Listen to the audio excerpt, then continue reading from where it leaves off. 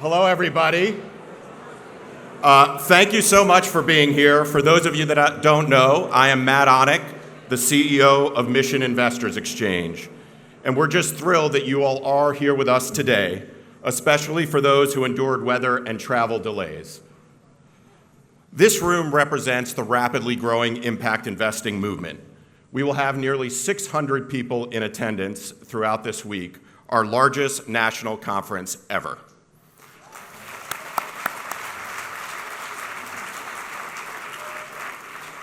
Thank you so much for all of you for being here and for really being part of the MIE family.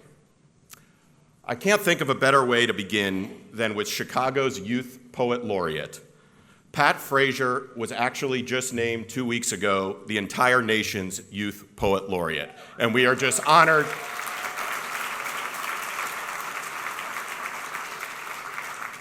We are honored that Pat can kick off the conference for us. How's everybody doing?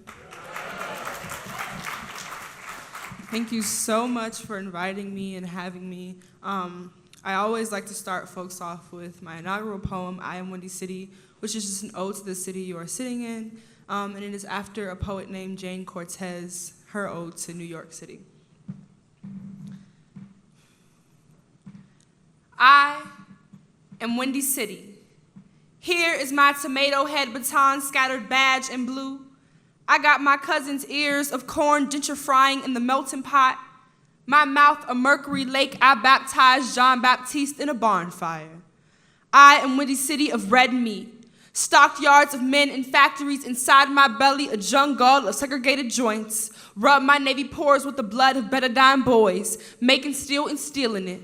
I am Windy City of Cabrini green giants. Hear my Newport throat croak an 8-hour workday. A Haymarket rally in the projects. Pipe bomb at Pullman's Pied Piper.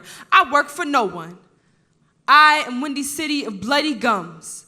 My teeth a collection of patina-coated churches. My Ferris wheel earrings to Chicana for the rest of white man Illinois. My boys cleanse the white city with a storm of gunpowder tears. I am Windy City, only dressed in white on Valentine's for all my lovers massacred at the hands of Chirac, a land I don't know who keeps trying to wife me. Chirac is boo-boo the fool and foolish who bull with peeping toms who have a license to strip search. Chirac turned churches into resale gun stores. Chirac, a trap song serenade sung into the wrong ear. Chirac, city of lost, boys under the hood. Chirac could never take my face value of royal flush in Chicago River, my leaning Sears tower of pizza, my Heineken and soul food, gout feet tap dancing barefoot with my hot-headed friends, my confetti-fleshed comrades. Come, break bread with me. Thank you.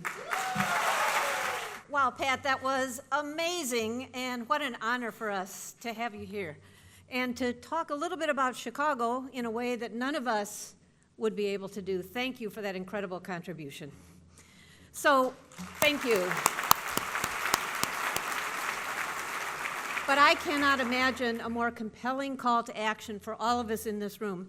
Pat is part of an incredible program called Young Chicago Authors, and in recent years she's been a top contributor to its flagship event called Louder Than a Bomb, which is an absolutely amazing youth poetry slam. If you ever have a chance to attend it, do. You will be stopped in your tracks with its power. Now, I'm Julie Stash, president of the MacArthur Foundation, and I'm honored to be co-chair of this conference, along with Darren Walker. So on behalf of Darren, who you'll hear from in just a few minutes, let me officially welcome you to Chicago, no matter how hard it was to get here. None of us takes any responsibility for that at all. But anyway, Chicago, you know, that is Carl Sandburg and Daniel Burnham's city of big shoulders and big plans. It's also a city of great challenges, which Pat has shared a little bit with you as well. Chicago is notable for many things. It's architecture, the arts, our lakefront, our politics, our sports, other things. But if you want to meet the real Chicago, you have to go to the neighborhoods. And as some of you saw today already in the off-site sessions, there is great energy, there's innovation, experimentation, and resilience in these communities, even those that are working hard to overcome adversity. But over the years, impact investing has helped fuel that energy with creativity and capital. Impact investing is a part of Chicago's history, and of course MacArthur is really proud to be a part of that. Now, Matt and his team at MIE have put together an incredible lineup of activities. The Mission Forward theme is just right, because we are at a critical inflection point for the next generation of impact investing. It's we foundations, who have to help set the direction if impact is going to stay at the center of impact investing. And if we're going to make sure that the market lives up to its potential to drive progress around the world. Now, certainly MIE has been growing to meet that challenge. It is wonderful that here we are at the largest conference ever. I can't help but think back to the founding in the early 2000s, when it was launched as the PRI Makers Network by just a handful of foundations. We did not know then what was in store for this market more than a decade later. But we knew that philanthropic capital could take risks and advance opportunities that might not otherwise be possible. Now, that's why it is so important for all of us to be here right now, engaged in conversations about the future and about the real strategic work ahead. Right here in this room are powerful voices for innovation and experience. We have the chance this week to learn from each other, to collaborate, and together open new doors. So let's get to work, but also get out there and enjoy the city during your visit. Darren and I are so delighted to welcome you here. Thank you. Thank you, Julia, for that very warm welcome and for serving as co-chair and lead sponsor of this conference. Our partnership with you, Deborah Schwartz, and the rest of the MacArthur team has been truly amazing. I also want to thank our other co-chair, Darren Walker, for his ongoing leadership and support. And then I want to say thank you to everyone who was out there today against the odds in terms of the weather, but starting out at our Beyond the Walls offsite sessions in neighborhoods throughout Chicago.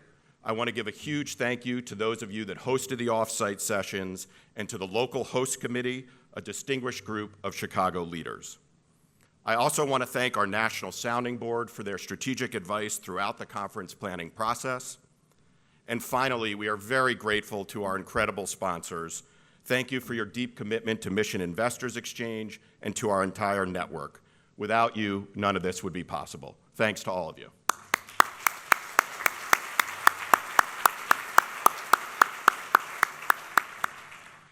Now, I want to say just a few opening remarks before we get to the plenary. As Julie mentioned, the name for this gathering, Mission Forward, really underscores the commitment of everyone in this room to keep mission or to keep impact at the heart of the impact investing movement. The imperative and the urgency couldn't be greater right now. In the 2 years since we last gathered in Baltimore, the social, environmental, and political landscapes have changed in dramatic ways. Every day we're seeing troubling headlines about climate change, inequality, and injustice. Pat, the nation's youth poet laureate, just expressed this in an extremely powerful way. And indeed, the words from Pat are really why we're all here. Because business as usual is no longer acceptable. And because foundations have a special responsibility to tackle our society's mounting challenges. Foundations, as Julie mentioned, are in a unique position to take bold steps and harness a range of capital, from financial and social to human and intellectual, to help build more inclusive and equitable communities. And increasingly, foundations are doing just that through their impact investing work. So I wanted to briefly talk about what many of our members, many of you in this room, are doing, the amazing steps you've taken in the last few years. First, more foundations are going big, dedicating billions of dollars out of their endowments towards mission. Most recently, for example, Nathan Cummings became the largest foundation to commit to aligning 100% of its endowment to mission.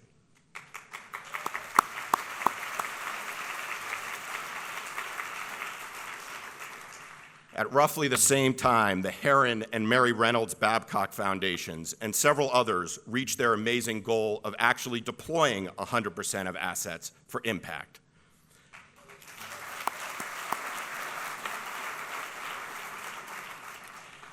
And at the same time, the Ford Foundation is actively deploying capital on the way to fulfilling its $1 billion commitment to mission-related investing.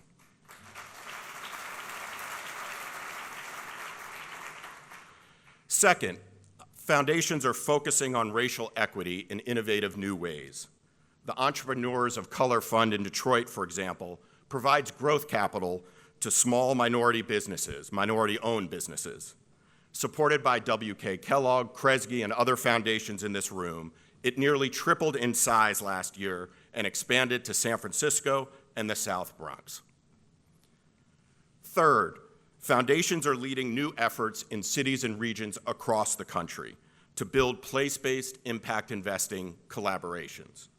Many of you saw the work of Benefit Chicago this morning on the offsites.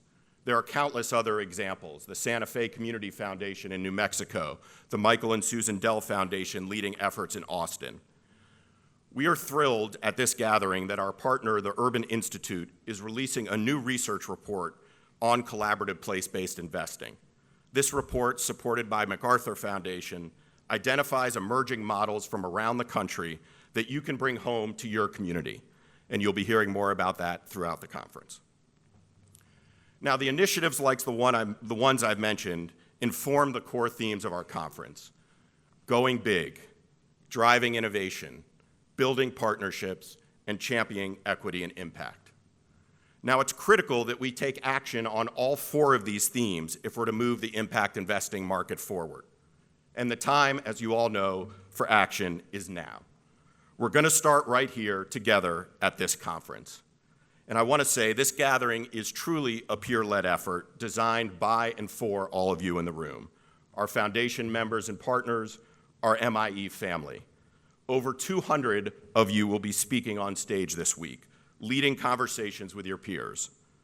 We are going to be rolling up our sleeves, really challenging each other, and candidly discussing our successes as well as our failures. We're not here simply to rehash the merits of impact investing, and we're not here to simply claim that you can always get both financial returns and impact without any kind of sacrifice. Instead, we're here to say laser-focused on delivering the impact in impact investing. We are here to build more just, equitable, and sustainable communities. Thank you all for joining us to move this mission forward.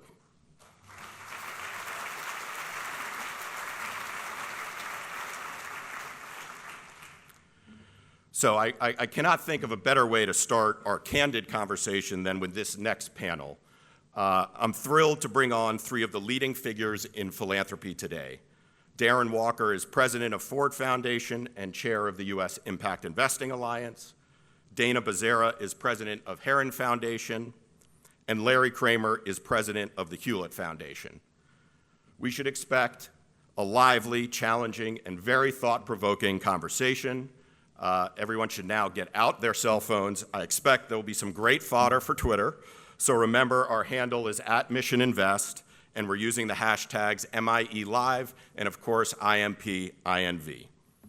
I'm pleased now to introduce Tracy Palangin, the perfect person to moderate this conversation.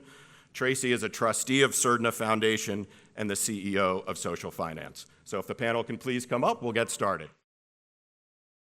Thank you for that kind introduction, Matt, and we're delighted to be here with all of you. A full boardroom, a ballroom rather, 600 strong. Matt, before I turn to the panel, I have to say that you've set yourself, all of us, up for some high expectations now that we're all in Chicago, because I remember so well 2 years ago, the conversations in Baltimore were just riveting, and I think I speak for many that I think that MIE puts out one of the most practical, inspiring conversations in our space, and we really thank you and your team for convening the community so effectively and being such an important resource to the field. So a big handoff to Matt and his team. Matt threw out a whole bunch of numbers in his going big kind of introduction of this work. And yes, impact is going to be at the center for the next 3 days of conversations. But no matter how you think about measuring the growth of the impact investing field, millions and billions of dollars deployed, the number of players on the demand side, the number of players on the supply side, all kinds of investment products across all asset classes, tackling very different social issue areas and environmental challenges.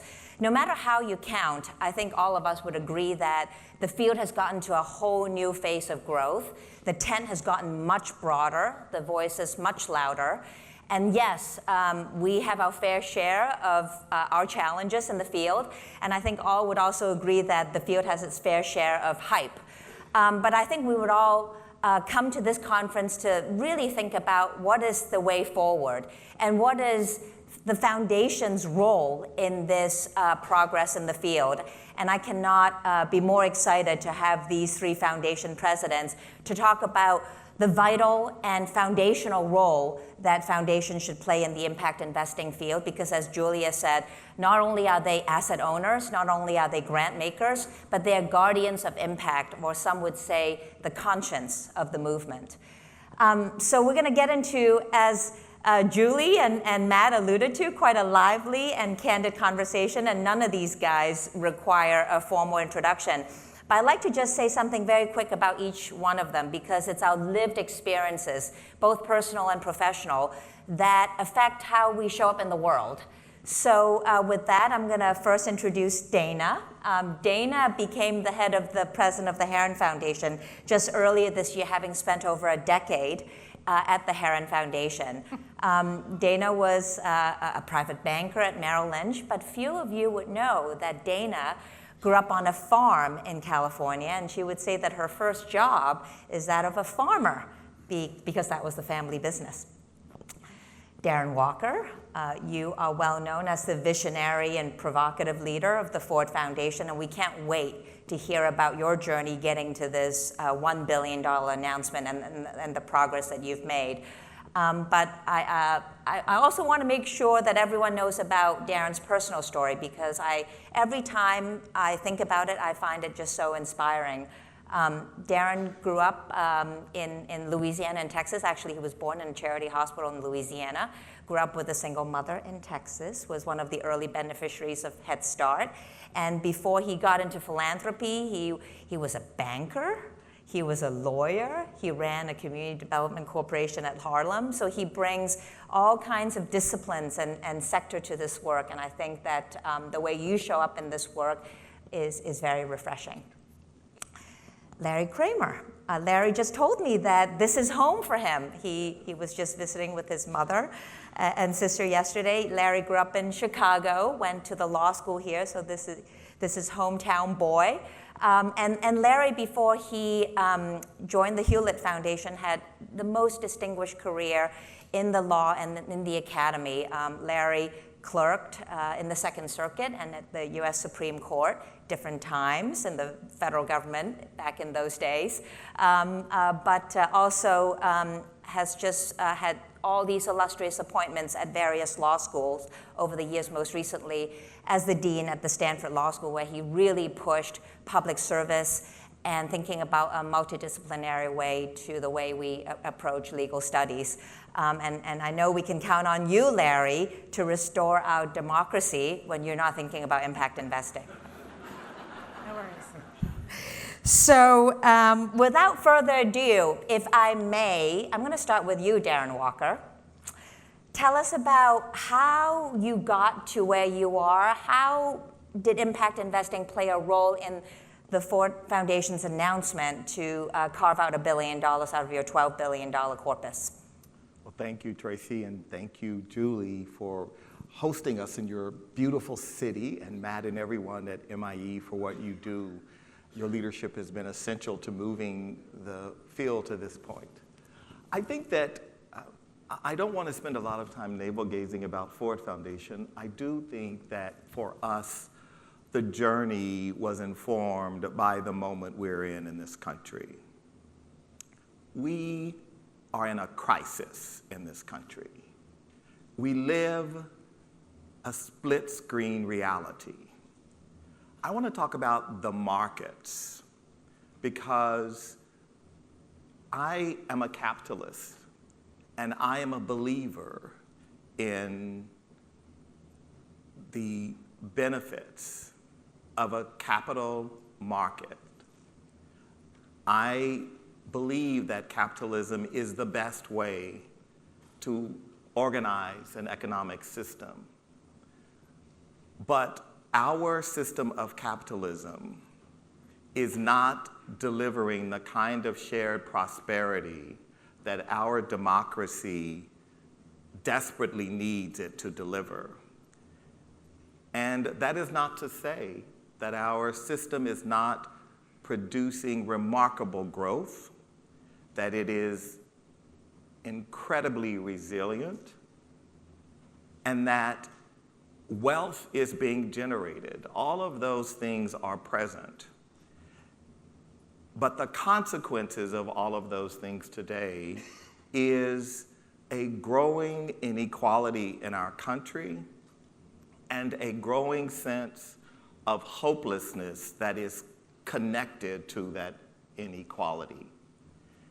And the consequences for our democracy, if unfettered, this kind of growth, I believe, is not sustainable, and it will not sustain us as a people.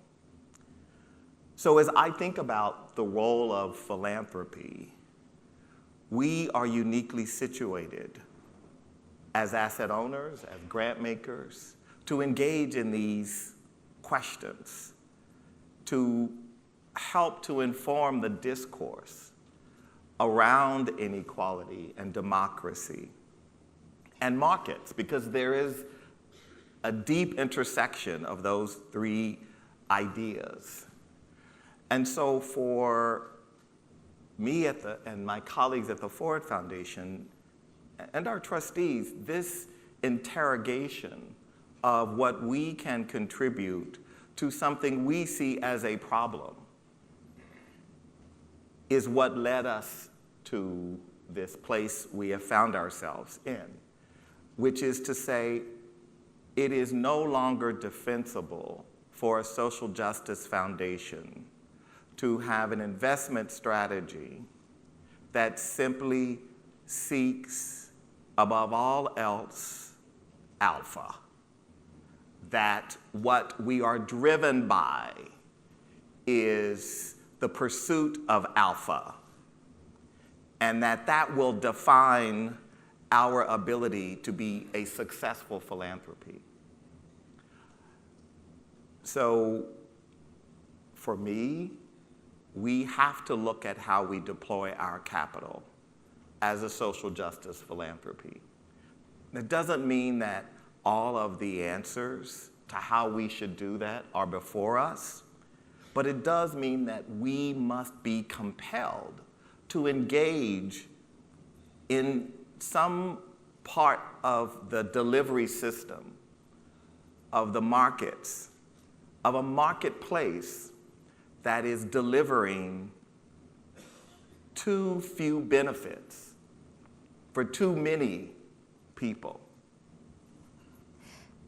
I love it, Darren, but I'm going to get into it later because I want to hear Dana and Larry too, but I want to hear whether the 1 billion carve-out, if you will, and I put it in quotes, is a stepping stone toward interrogating the rest of the endowment. Absolutely. I mean, look, at the end of the day, it would be great if all of our portfolio, right? But I think there is work to be done to demonstrate the efficacy of what we have already committed to. What a fun, natural experiment that you're running over there. $1 billion here, 11 there. Dana, Darren has been so audacious. In fact, you've been at this for a very, very long time, long before the field even had this name, impact investing. Tell us about the more recent journey about going all in. What does that mean? And now that you've achieved it, share some reflections on that journey. Sure. So Heron Foundation, for those of you who don't know, has had the luxury of having trustees who, from almost since our founding, said 5% of the assets doing 100% of the work is not enough. They really challenged us in the late 1990s to figure out how to continually express more and more of the assets towards our mission. And for Heron, that's about poverty alleviation and helping places and communities to help themselves. So by about the mid-2000s, we had gotten to about 40% of our assets deployed for mission. And what that meant was we were incorporating things that we learned in the field through our grant making into our investment decisions. Very basic example of that is we've funded housing for many, many years, and we learned through nonprofit, vertically integrated nonprofit housing developers that we were working with that families who were not creditworthy were coming back with mortgages. And through exploration with the people we trust most to steward place, grantees, what we learned was, although they couldn't identify what was happening, the mortgages that were unsuitable were never 30-year fixed. So from the very earliest days, we put a simple mandate on our fixed income accounts that said, when buying mortgage-backed security pools, the pools must be indexed as affordable to the borrower at the time of origination across a full 30-year ammo. That was a Thank you. That was a very basic mission-driven decision that we fed back into our investment portfolio. The results of that portfolio, now 16 years old, are up on our website if you're interested, but suffice it to say, in that instance, we have achieved alpha for having made a mission decision.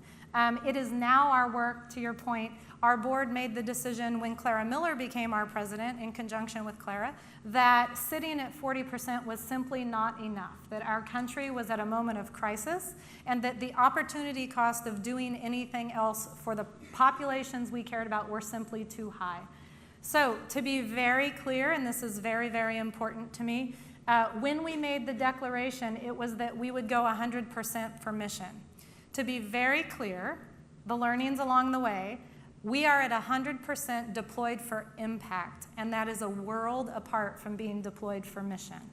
And so one of the learnings we had was that there are investments we can access and have confidence in their impact being positive for people, place, and planet that may still not be getting at poverty, but we think there's value in incrementalism.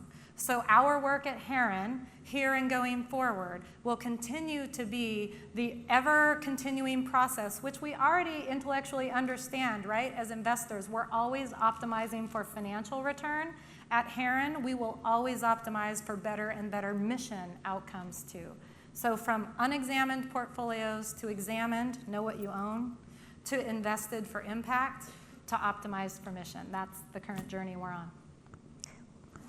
I love that nuance, Dana, and thank you for highlighting it for the audience, the difference between impact and mission. And all your foundations have different missions, so how you construct the right impact investing journey that suits your needs is going to be different. Larry, how do you react to Dana and Darren, and what has been the internal debate at Hewlett on this topic? Yeah, so I should start by saying, there's a very lot of echo. One of the interesting things about philanthropy generally is, we invest in some things and not others, and all of our partners invest in different things than we do, and we have all sorts of differences and disagreements about what areas to work in. And nobody regards that as particularly controversial. Nobody's pounding down other people's doors, criticizing them for not investing in the areas that they choose to invest in, and so on. I mean, for me, for instance, it's kind of incomprehensible that anybody would do philanthropy and not have a significant focus on climate change. But lots of people don't. Only about 2% of philanthropy dollars are actually focused around climate. And I'm not criticizing all the people who have made another choice. For some reason, when you get to this topic, it's almost like a religious revival.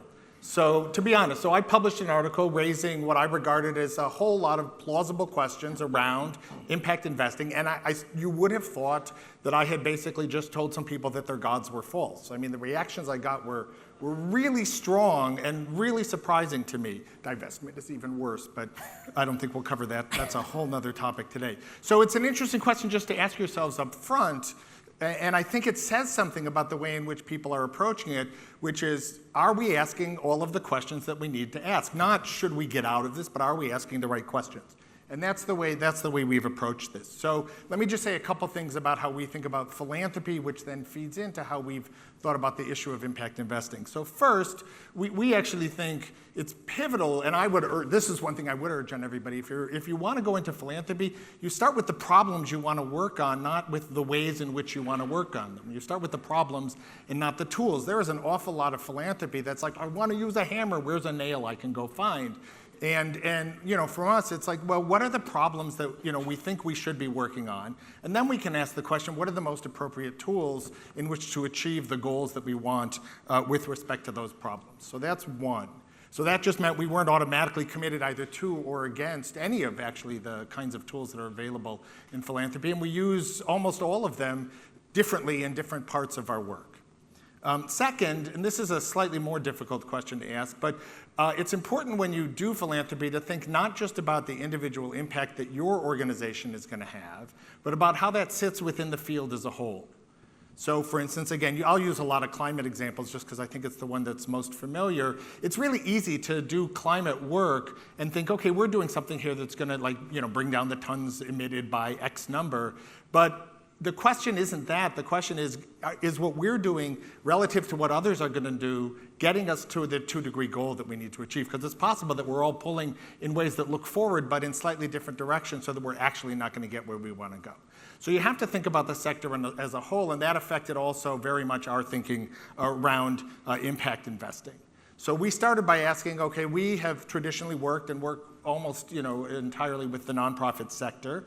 That sector is doing a huge amount of good in the areas in which we work, I think in other areas as well. There is clearly a lot of room to do more, and as we all know, it is significantly underfunded by philanthropy as it is. Not just our problems underfunded, but most of the organizations that we're funding, we actually underfund because everybody does project funding, they don't give them adequate funding to actually cover the costs of what they're doing, and so on. And that's a really important point to keep in mind because if we are going to do this, we're going to take some of our dollars out of that sector and put them somewhere else, right? I mean, that's true whether you're talking about PRIs, which are the most direct form, but even if you're doing mission investing for the most part, my view on this is if you're doing non-concessionary investing, then you're not actually adding any impact because regular investors are going to invest in the same stuff anyway. So it's on the concessionary side where you're really making a contribution on the impact side of things. And so if we do it that way not with PRIs, but with our endowment, then we're going to be getting lower returns. And the question we have to ask is not just, is the impact we're getting for those lower returns worth that? In effect, it's a grant, right? That's the easiest way to think about the concession. But also, what happens to the rest of the field? So that means we have even fewer dollars to put into the nonprofit sector, and that compounds over time. So now, when we look at the for-profit sector, there's obviously no doubt that for-profit organizations can achieve social impact. I mean, it would be crazy to think otherwise. But there are a ton of uncertainties that we just don't know enough about yet, and one thing I would say wholly apart from everything is all of you who are doing this need to do a lot more data collection. We made a grant to Impact Alpha to try and collect data. We found it really impossible systematically to get beyond anecdotes. There's just not enough data out there. I, by the way, would say that's equally true for regular grant making, and right. At Hewlett we've been working for years on that problem as well. But as long as you're doing it, just collect the data and make it available so we can all begin to answer some of the uncertainties about how much actual impact is being produced for what kinds of investments. In any event, our assessment of it was at this point, in the areas in which we work, there is a lot more people on the impact investing side looking to put their dollars into those fields than there are actually opportunities to invest. So for us to then take our dollars and put them in there as well was to take our money out of an area in which it's doing good, to put it into an area in which it's not needed, with not enough people willing to replace the dollars that we were pulling out. So it just didn't make sense to us to do that kind of investing. At the same time, precisely for that reason, since we know there are a lot of people looking to do investments, it did make sense for us to say, well, we have expertise on the impact side. Why don't we try and do what we can to help the people who want to do impact investing do it better? And there's a whole slew of things in which there's nowhere near enough investing going on that we think can help improve that sector. So how can we help the people who want to do impact investing get their dollars to the right kinds of investments. So we can do the kinds of things we're really good at, find people who can help develop the projects that will have maximum impact. We can help create the investment intermediaries and the infrastructure that's necessary, which exists obviously in the true for-private investing sector that's not thinking about impact at all, but doesn't exist as robustly in the impact investing sector. We can, here thinking again about climate, we can, in the countries where we need the investments to take place, help foster a regulatory scheme in which investors can feel more confident that they're going to get returns on their dollars. We can do all those things that we have deep expertise in to help make the environment better and safer and stronger for people who want to do this. And so that's the approach that we have basically taken to it. Larry, there's so much in there. I love it, not least the very reasoned approach that you've taken this topic on, and that you are participating in the ecosystem in the sense that you've been a very generous grant maker to all sorts of efforts, and many of you are in the room. But let's go back to a few of the other points. Not to put you on the spot, Dana or Darren, but talk a little bit about financial trade-off and concessionary versus non-concessionary, market versus, alpha versus beta, et cetera, et cetera. And then we're going to go to supply and demand and all kinds of fun stuff. So let the debate begin. Well, I don't know if it's a debate, but I do want to make an observation to my friend Larry. I'm actually not surprised that you were criticized, because you waded into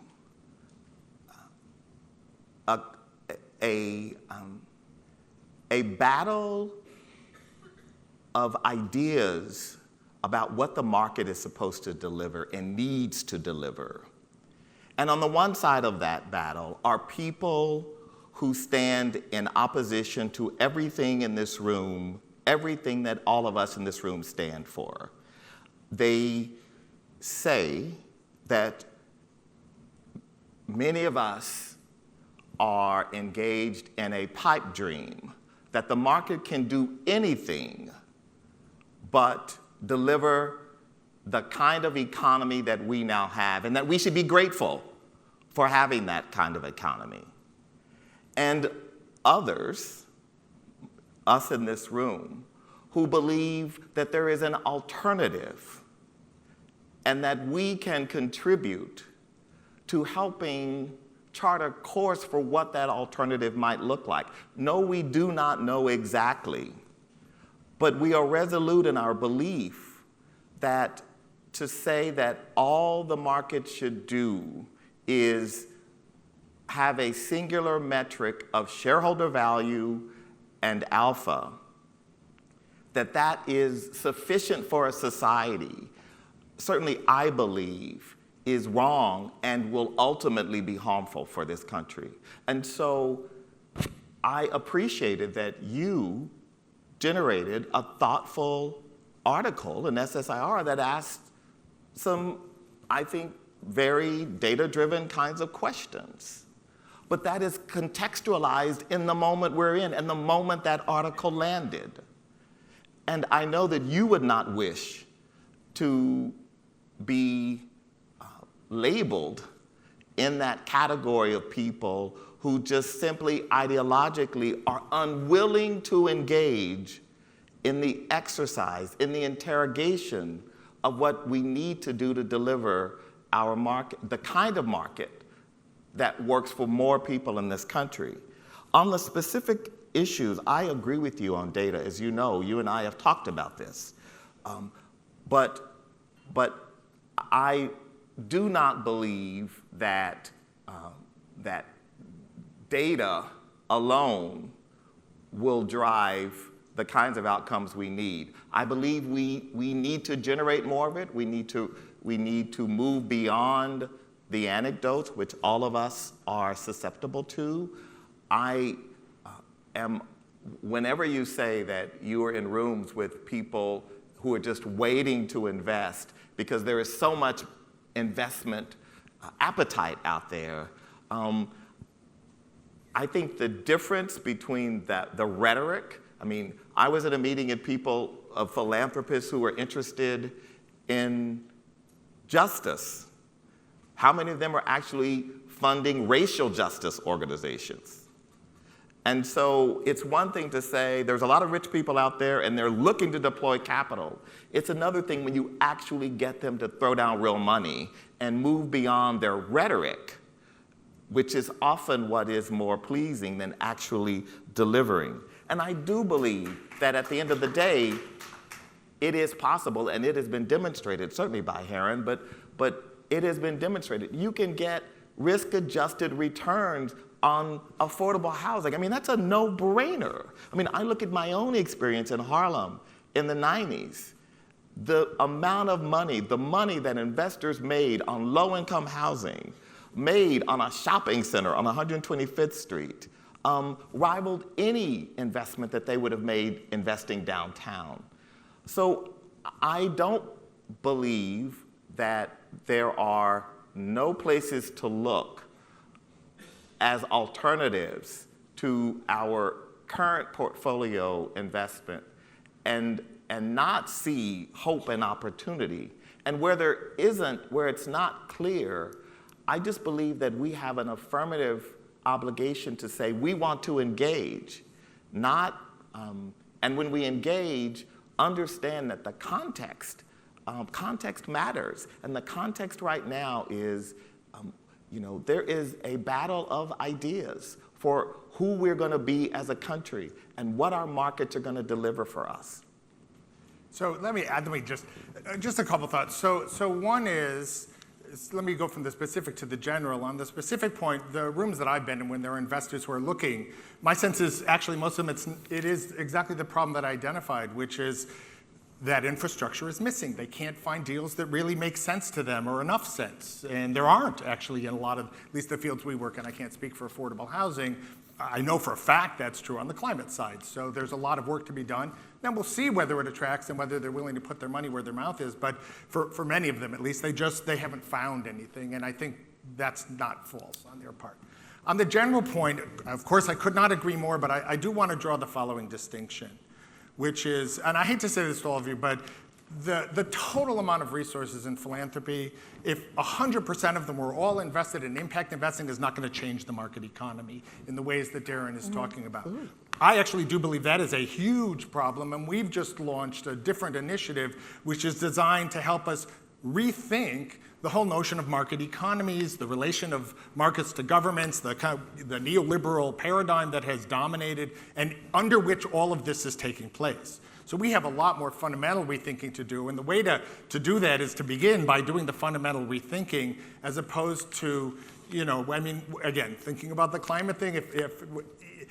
If all of the money were invested in the available opportunities, it might make a dent on climate, which is why it's fine for everybody to do that, but it's not going to change the fundamentals around the way the market economy works, and that does absolutely need to change. But as I say, I think that comes from a different kind of work that nobody has been doing that we're hoping will start now, but that has to start actually with some rethinking of basic premises. To me, one of the great ironies of impact investing is just as we're reaching the point after a 40-year reign of market fundamentalism in which in most other sectors people are realizing, markets are actually not a particularly good solution for all sorts. They have huge problems that need to be fixed.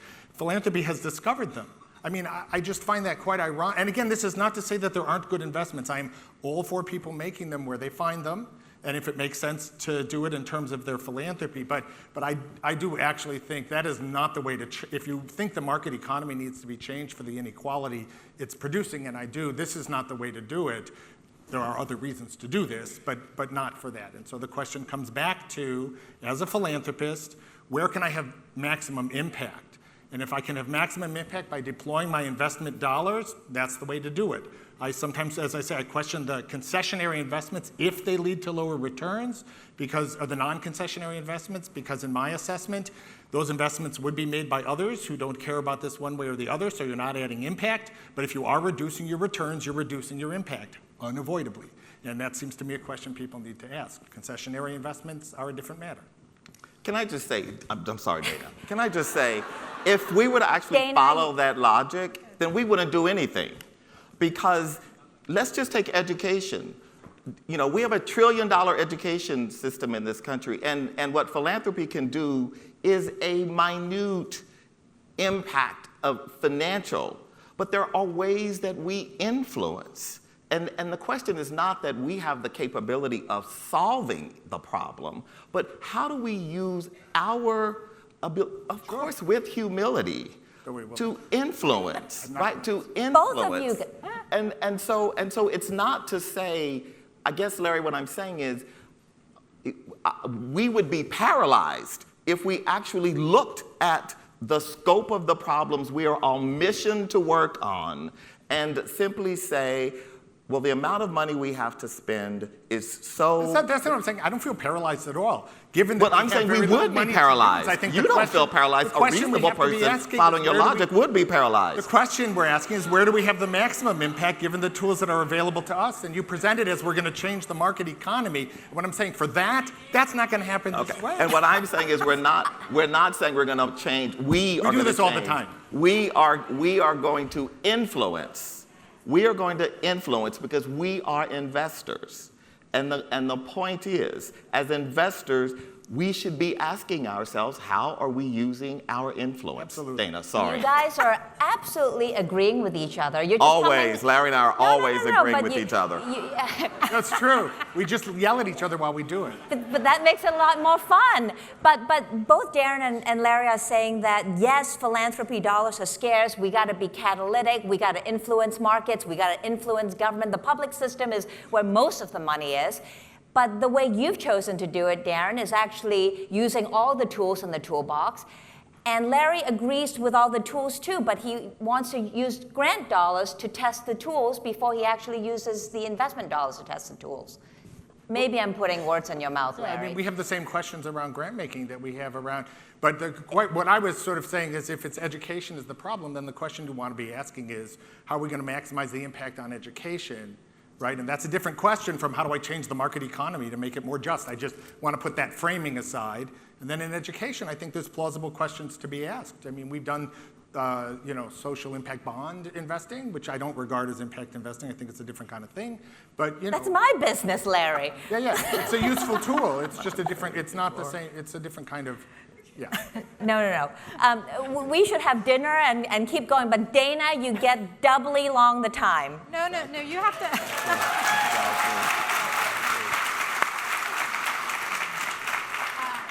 Thank you, but you have to understand, number one, I'm one of 5 children, so this is a role I'm accustomed to. What number are you?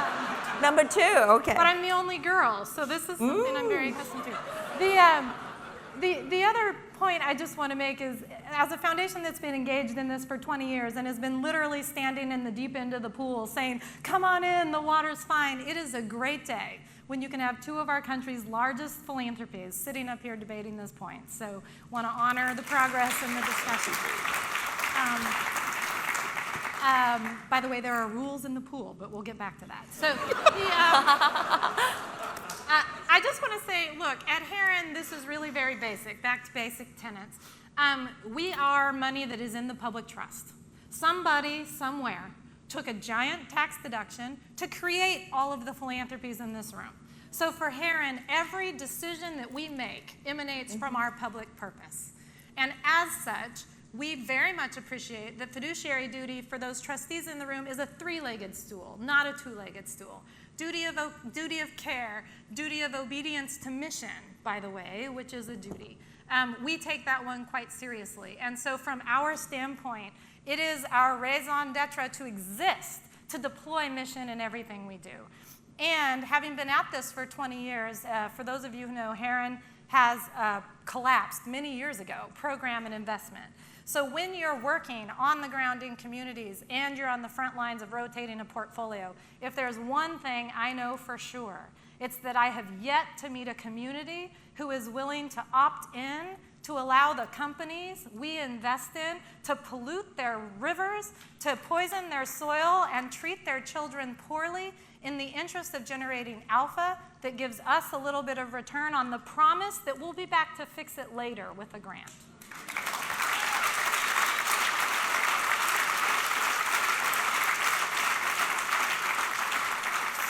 So we take the opportunity cost of every dollar that leaves our shop into account. There's $1 to be spent.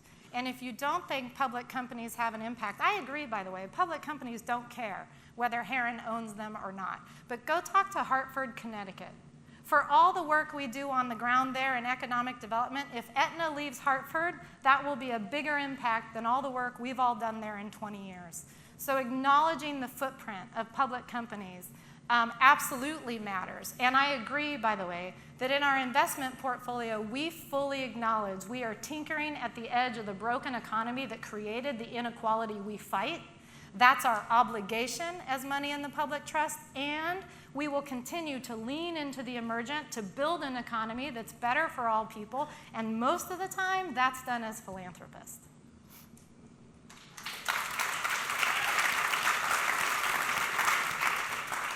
I'm going to switch gears a little bit. We've talked a lot about the how and the why and all the wonderful rationale, but I want to get into some specific examples because as I heard in our prep call, both from Dana and Darren, that it's actually much more complicated and nuanced than what meets the eye. Dana, talk a little bit about some of the mistakes or some of the less intuitive investments that you've made. And then Darren, I want you to talk about your commitment to diversity manager initiatives, which is kind of lumped into this thing, but really an adjacent territory to impact investing. Well, let me just say less intuitive is one of the nicest things I can say about some of our investments. So the data comments are incredibly appropriate. That's true whether you're looking at public companies because data only exists where they disclose, or if you're looking at nonprofits, again, because disclosure is complicated.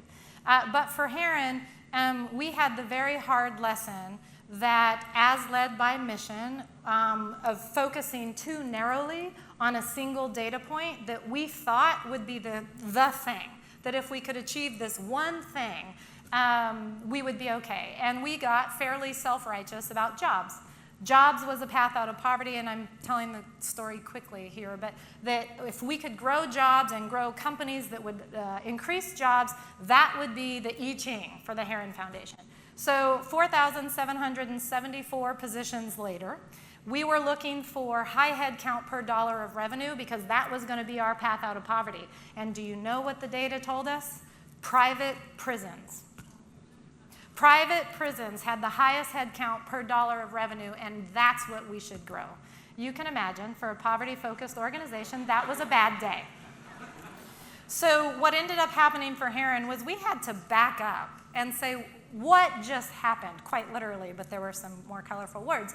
What just happened and how did we get here? And what our reality was by choosing a very narrow focus that was self-serving, so Heron could tell Heron's story about the way we invest in the world. We made a whole bunch of trade-offs that we didn't even look at on the path to trying to accomplish high head count per dollar of revenue.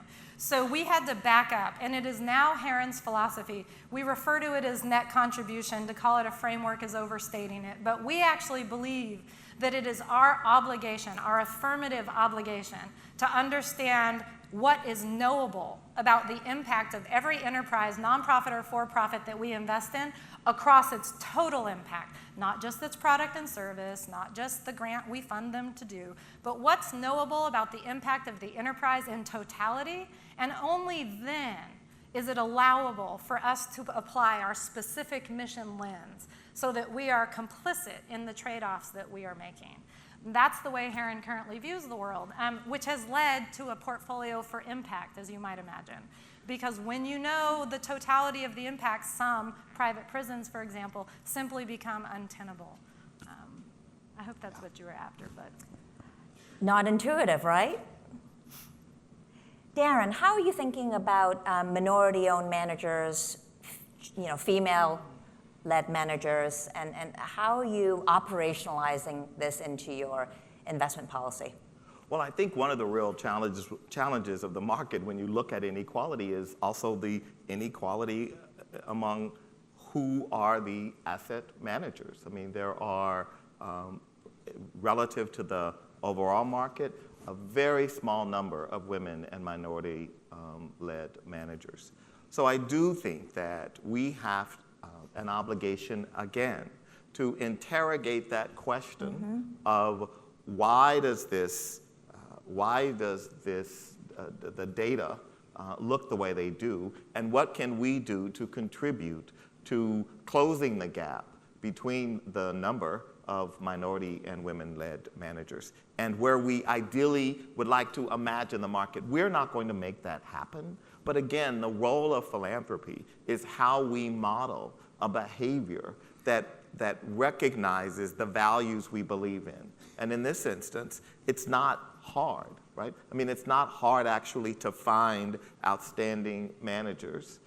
One of the real challenges for the asset management industry is that we create a set of benchmarks and parameters that exclude and that reinforce the inequity that's basically built into the marketplace. So the question again is, how do we, and so what we do is actually, we don't have to change our criteria.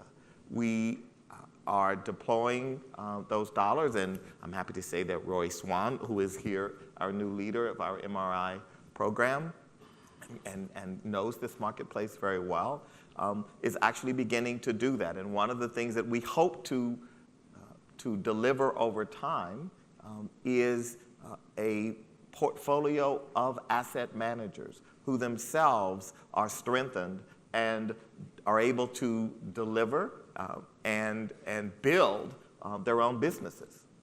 It's incredibly exciting. I guess the very definition of track record is a self-reinforcing loop, right?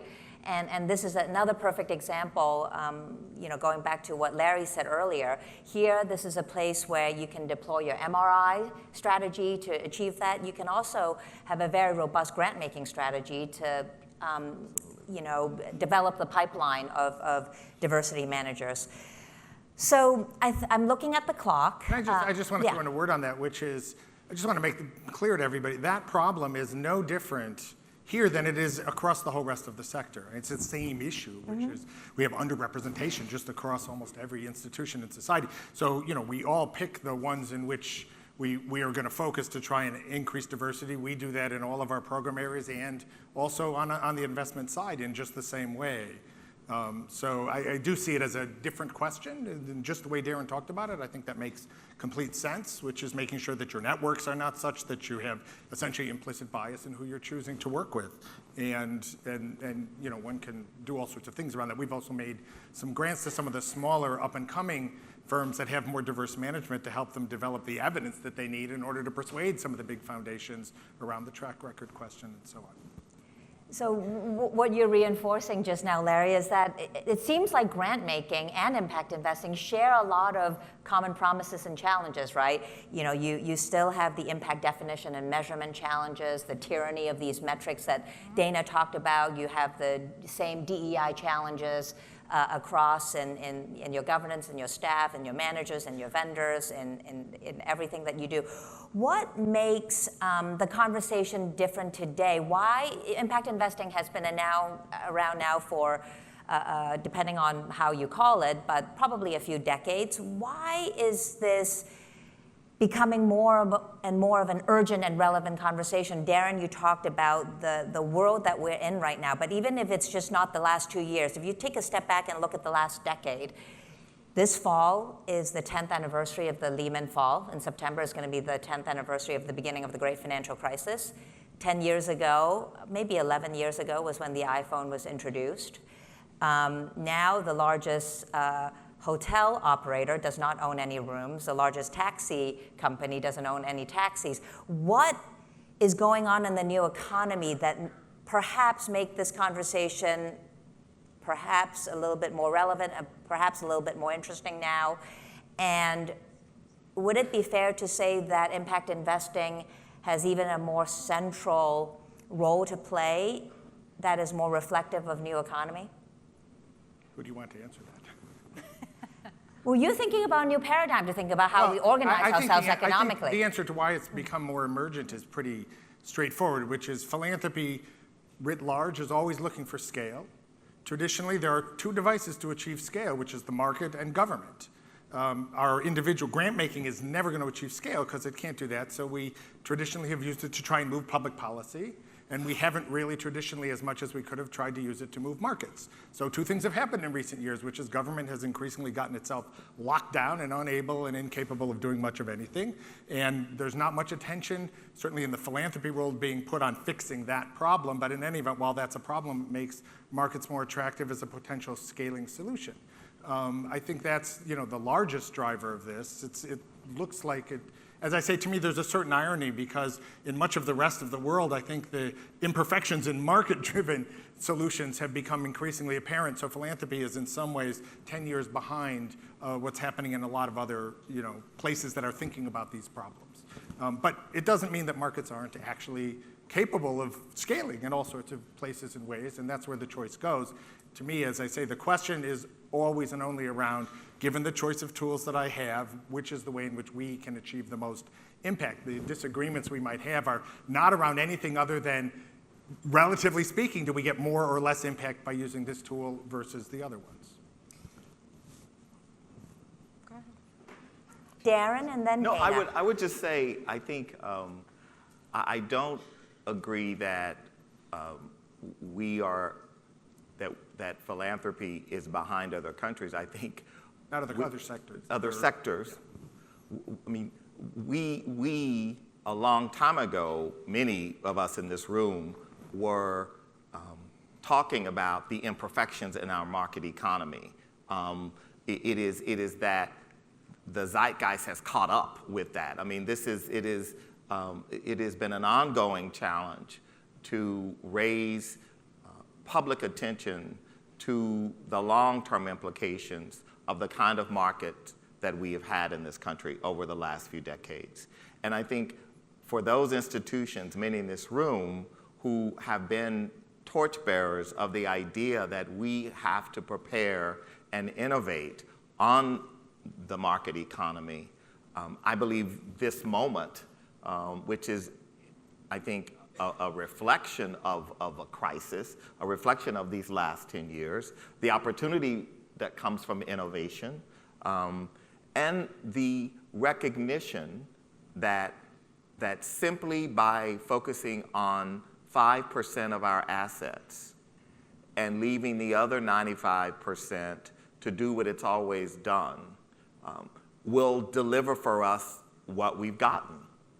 And a reality, a realization that investing that 5% in grant making, that grant making alone will not solve the problems we are missioned to solve. And therefore, we have to ask, what are we doing with the other 95% of our asset base? I mean, that's why I believe we're in this moment. And I think we're in this moment because people truly believe that there is something wrong. I mean, look, this market works for people like me. I mean, it works for anyone who's got assets and has some level of wealth.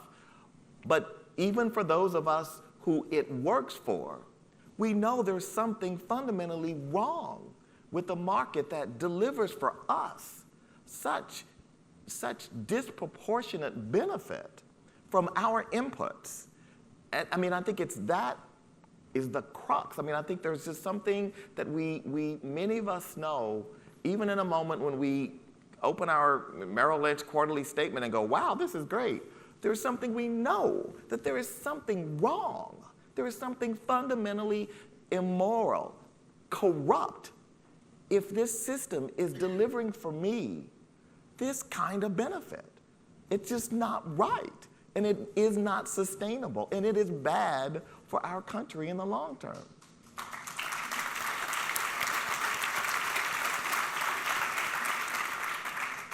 And we cannot grant make ourselves out of this problem. We gotta use all the tools. Yes, we have to use all the tools. You must want to talk, but I do have to respond. I'll wait. I will wait. So Leslie, say what you want, but No, I think you should respond now, Larry. no, And then again, it's a Dana, little you get frustrating, longer. and it's frustrating to listen to all of you. I appreciate the rhetoric, I do. But I want to step back and think, the question is not, do I use only my 5% and do I have the other 95% doing nothing? The question is, how am I as a foundation, how are we as a sector going to have the most impact on changing that thing? The thing that is fundamentally wrong with the economy, think about how this evolved over time. Of course, there's been criticisms of the economy all along. There was the traditional liberal criticism that ran from the New Deal forward through the 60s and 70s. That was the fight. That was the fight most of us were engaged in. And to be honest, we lost. All right, we lost in the 80s and 90s, and we moved into this period of market fundamentalism. And the answer we need now is not going back to those criticisms. It's we need a new way to think about the relationship of markets to government and how to utilize all of those tools, but in both of them working together to do. And we don't have those tools at all. And we're not going to get there through the kinds of things you guys are talking about. We really need a real fundamental rethinking that we don't have. We need, I hate to use the term a third way because it got associated with something different in the 90s, which was not. But we need an alternative choice to the way it's been framed for us, which is collectivism versus individual freedom through markets. It's neither of those things. So I want to recognize that problem, but just say that's not happening through this. It isn't. And don't kid yourself.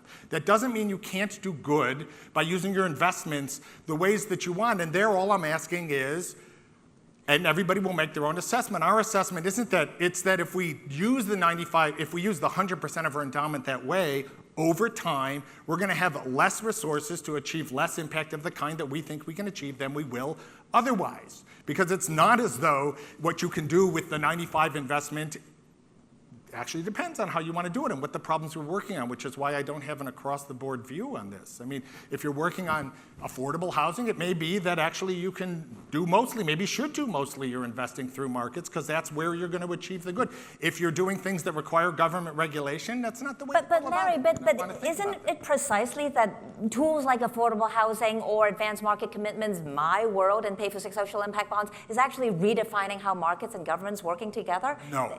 Well, affordable housing requires. I'm sorry, it's not. But affordable housing requires participants from the markets, requires government regulations, subsidies from the federal government. Those really are.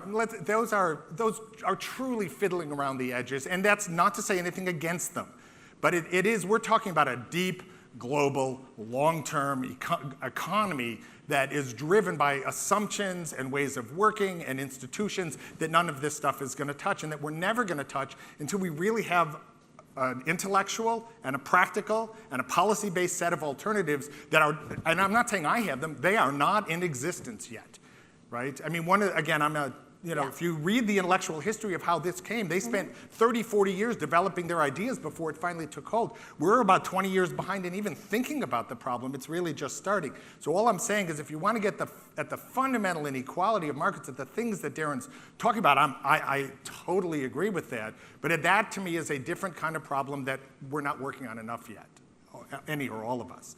Dana, bring us home. No. So I actually don't disagree with your point. However, I think our endowments getting larger while we wait for the third solution to emerge is not sufficient when we steward assets in the public trust. But I was actually having a rather unhelpful thought as you all were talking, which is I am so sick of the words impact investing. If you own the S&P 5, you own Exxon. If you own the S&P 5, you own Facebook. Tell me those investments are not having an impact on our society. So while we're all being self-righteous about who is and who isn't engaging in proper impact investing, I defy you to tell me that an investment dollar deployed is not impactful. Full stop.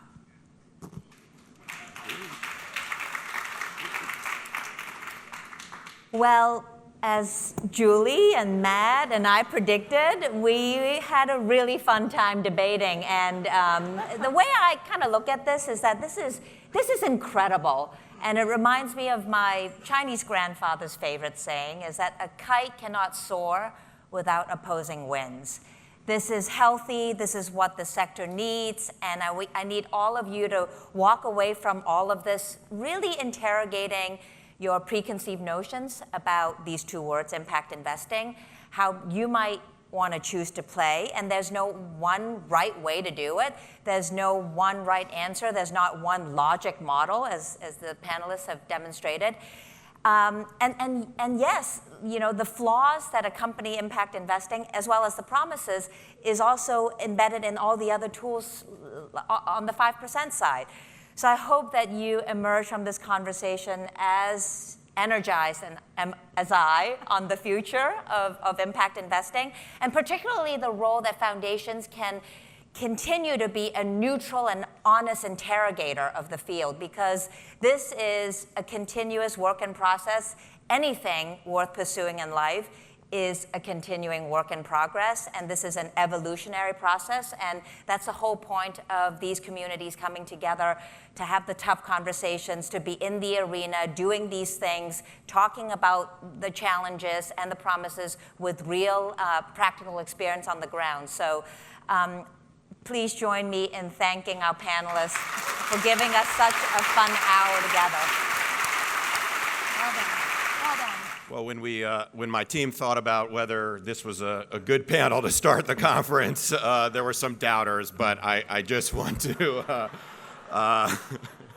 say that was a truly thought-provoking conversation. I really appreciate the honest dialogue, and Tracy summed it up perfectly, but I'm so glad that she was here to, as Dana mentioned, ensure that there were rules in the pool. So thank you again to the panel.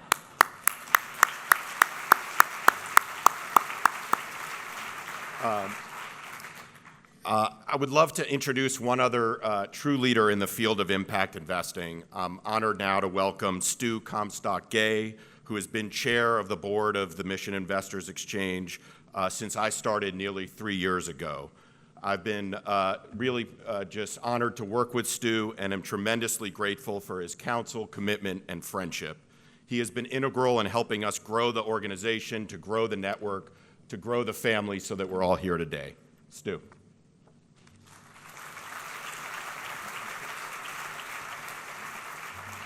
So I'm here to provide a brief organizational moment. First, I do want to acknowledge also, most of you have met some of the staff, Matt and Nadine and Melanie and all the rest, and let's do a quick round of applause. They've done a fabulous job pulling this together.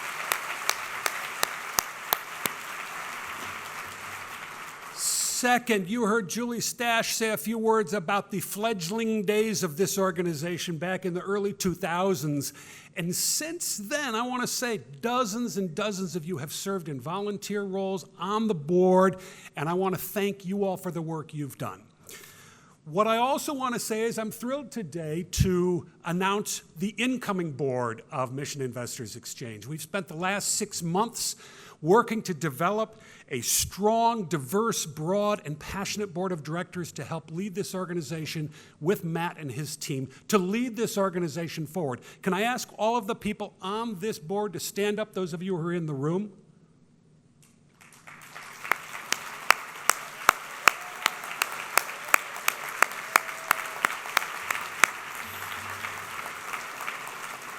All of this is to say that it's not just staff, it's volunteers, it's foundations that are willing to have staff spending time that makes this organization what it is, and thank you all for being here.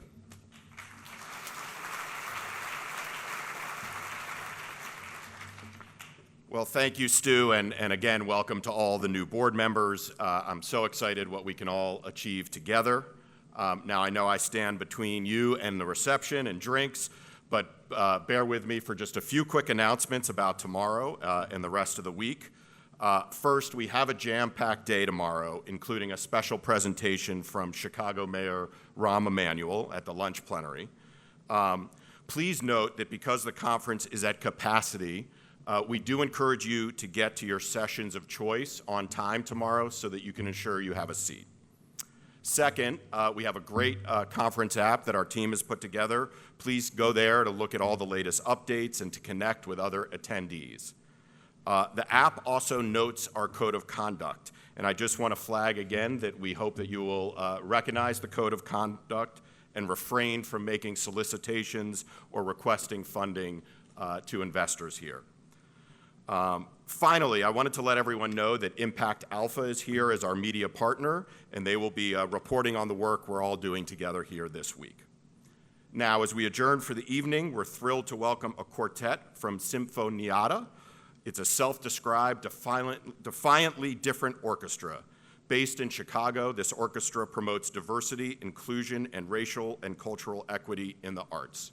So please, they will be out in the foyer. Please enjoy the performance, the reception, and the dine-arounds later this evening. And for basketball fans in the room, I will be down in the lobby bar at 8 p.m. to watch Game 1 of the Warriors and Rockets. Thank you so much.